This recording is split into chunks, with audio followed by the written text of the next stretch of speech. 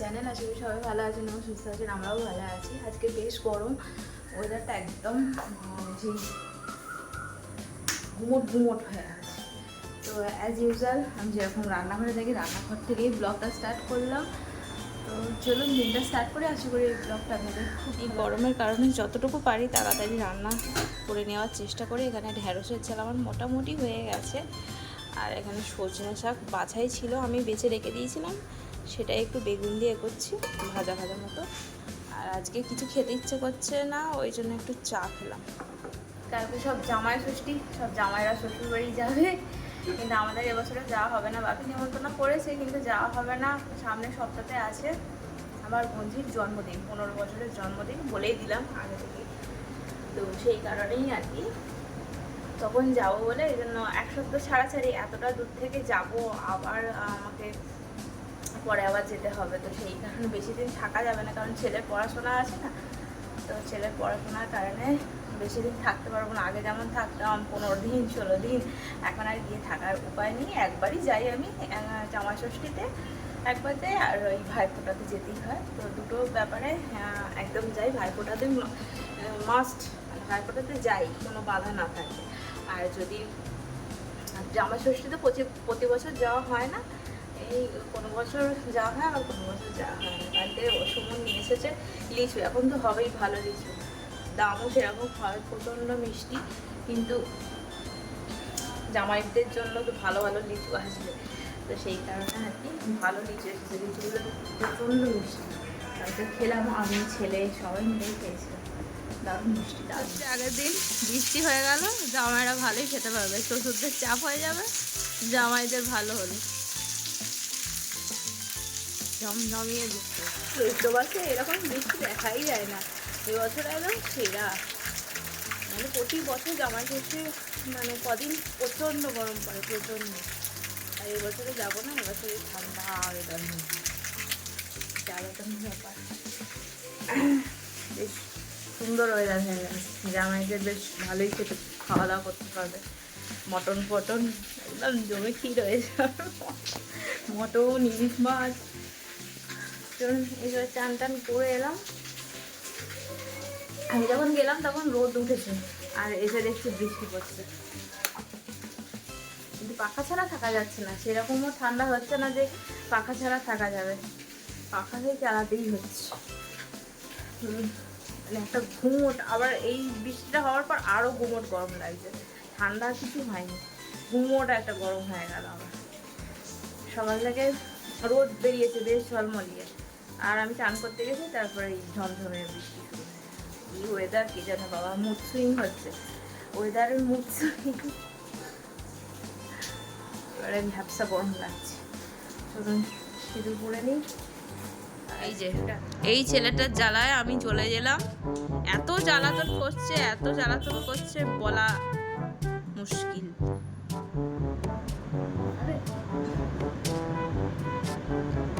Doctor হয়েছে। তরকারি বসিয়ে দিলাম, রান্না বান্না সব হয়ে গেছে।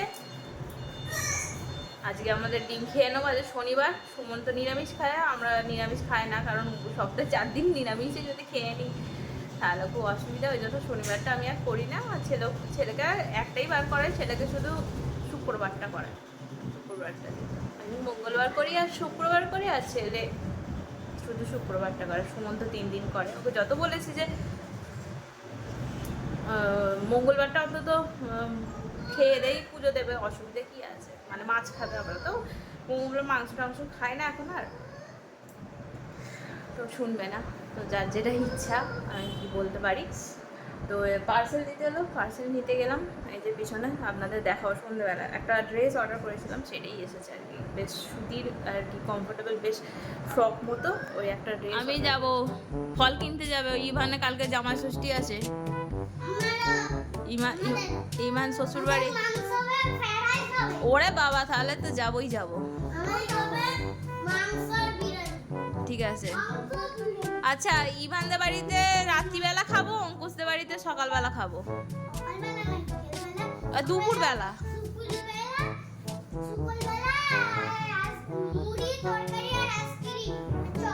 সে তো সকালে,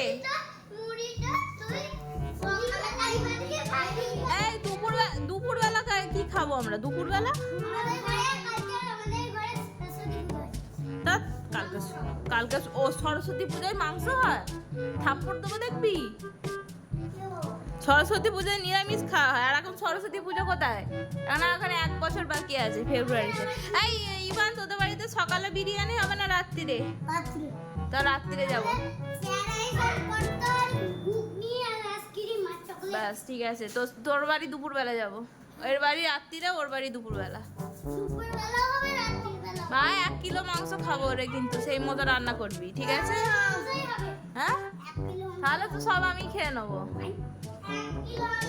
তোরা তাহলে হাড্ডি পাবি শুধু। দেবদূত আসে না, দেবদূতের বলছে আমার খুব গরম হয়, ওই জন্য খেলতে ভালো লাগে না। আর কালকে বিকালে এসেছিল দেবদূত, আর এখন এরা দুজন আসে, এদের সঙ্গে বকে বকে সময়। বন্ধুরা, কত বড় জামরুল হয়েছে দেখছেন? আমার শ্বশুর যা বসিয়েছে সবই বড় বড়, আমার শ্বশুরের ছোট পছন্দ না। বুঝছেন, আমও বড় বড়, সবেদাও বড়, জামরুলও বড়। এই যে আম, ধুমসা আম, কত বড় আম, সত্যি খুব প্রচুর মিষ্টি। এইগুলো হাতে করে পারলাম, এগুলো কাটবো, আমি খাবো এখন। এইগুলো পুরুষ্ট হয়ে গেছে বলে না, এই জন্য এত বড় বড় হয়ে গেছে। ছোটো ছোটোগুলো একটু কষা কষার মতো খেতে লাগে। এর ভিতরে না পিঁমড়ে আছে, পিঁমড়েতে খেয়ে একদম বিছিয়ে ফেলেছে। কাটবো। সোনা আর আমি খাচ্ছি।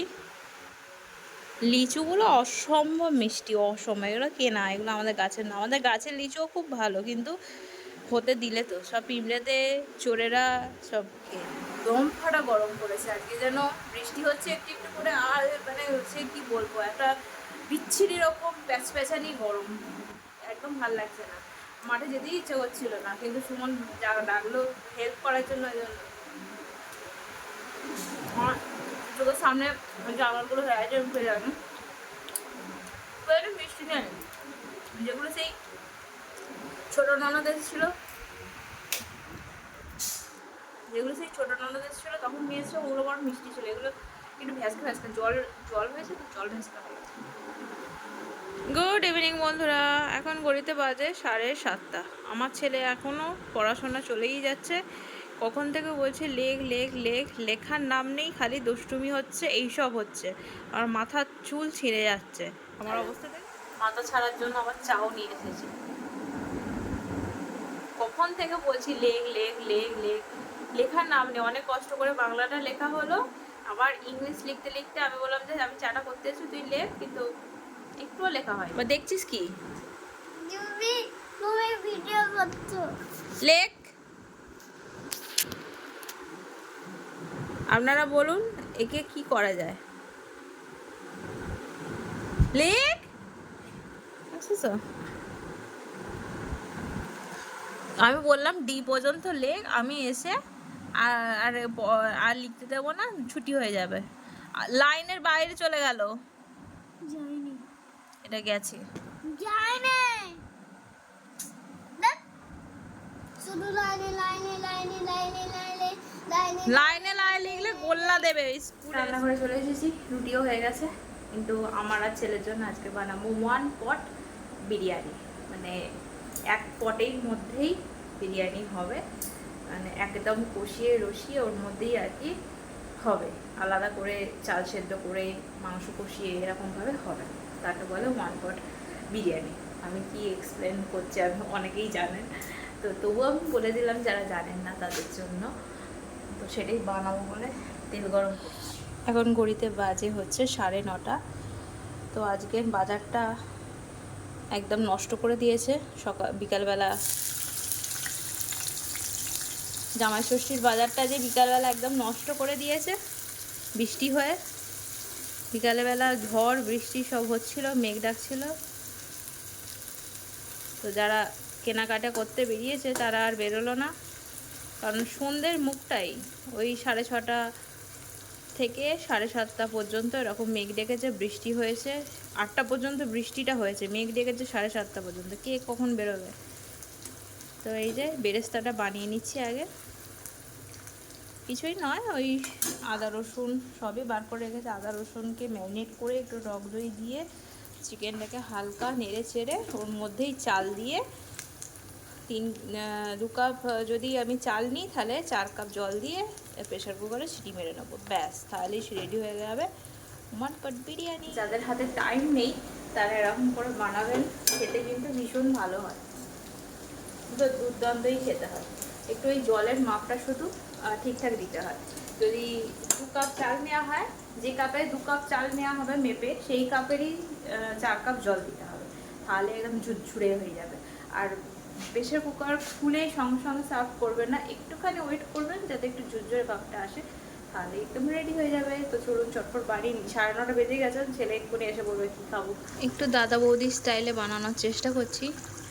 এই যে সব রকম মশলাপাতি দিয়ে দিয়েছি, কিছু মশলাপাতি আর কি দিইনি, আর কি দাদা বৌদি স্টাইলে বেশি মশলা পড়ে না, হালকা মশলাতেই হয়ে যায়। এটা অতনুর রান্নাঘর থেকে আমি শিখেছি, কিন্তু অতনুর রান্নাঘরে অন্য প্রসেসে হয়েছে, কিন্তু আমি এটা প্রেশার কুকারে বানাবো এরম করে নিই, দেখা যাক কেমন। বন্ধুরা এই ড্রেসটা অর্ডার করেছি, একদম পিওর কটন, বেশি দাম নয়, 500 কত টাকা দাম নিয়েছে, ভীষণ ভালো, ভীষণ কমফোর্টেবল হবে দেখেই মনে হচ্ছে, একদম পিওর কটন, খুব সুন্দর দেখতে জামাটা। এই যে বেশি দামও নয়, কিন্তু এই গরমের জন্য ভীষণ ভালো। ফ্রক কাটিংয়ের, নিচের দিকটা কী হলো, নিচের দিকটা এরকম ফ্রক কাটিংয়ের আছে, নিচের দিকটা এরকম উপরের মতো আর কি কাজ আছে। রিজনেবল প্রাইসে বেশ ভালো হয়েছে, আমার বেশ পছন্দ হয়েছিল। তো কালকে আর আপনাদের সাথে আর শেয়ার করা হলো না ওয়ান পট বিরিয়ানি কীরকম হয়েছে না হয়েছে। কালকে আমি যখন রান্নাবান্না করে রেখে আসলাম তখন বাবা তখন এলো, তখন 9:15 সময় দোকান থেকে এলো। এবারে কালকে একটা ভীষণ বড়, আমরা মানে বলতে গেলে আর কি মার্ডারও হয়ে যেতে পারতাম, এমন সিচুয়েশান থেকে আর কি বেঁচে ফিরেছি বলতে গেলে। তো কালকে খুব একটা মারাত্মক ঘটনা ঘটে গেছে, সেটা হচ্ছে কি আমি রান্না টান্না করে এসে এখানে এসে এই ঘরটায় যেরকম শুয়ে থাকি এই ঘরটাতেই থাকি, নিচে থাকলে বেশিরভাগ সময় ছেলে খেলছে, তো এঘরটা শুয়ে আছি, শুয়ে তারপর 10:30 বাজে আমি বলছি না এবারে ছেলেটাকে খেতে দিই।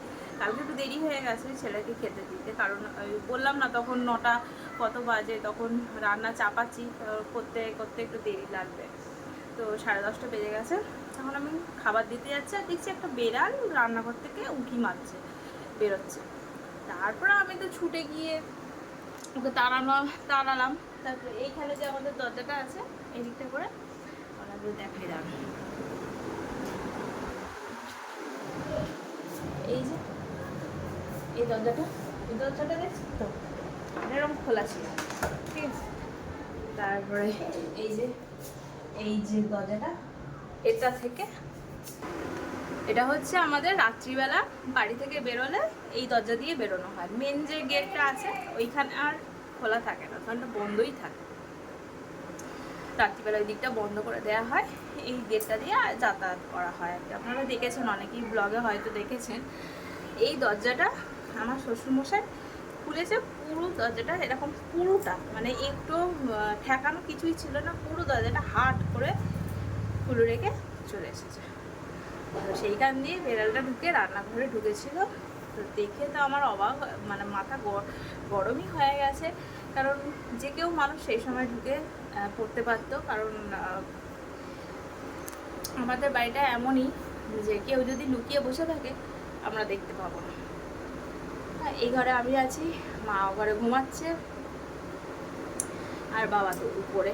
এবারে ঢুকে পড়ে কোথাও লুকিয়ে পড়লে কেউ দেখতে পাবে না, এই হচ্ছে ব্যাপার। ভীষণ বিপজ্জনক ব্যাপার হয়েছিল, ওই জন্য ব্লগটা শেষ করা হয়নি।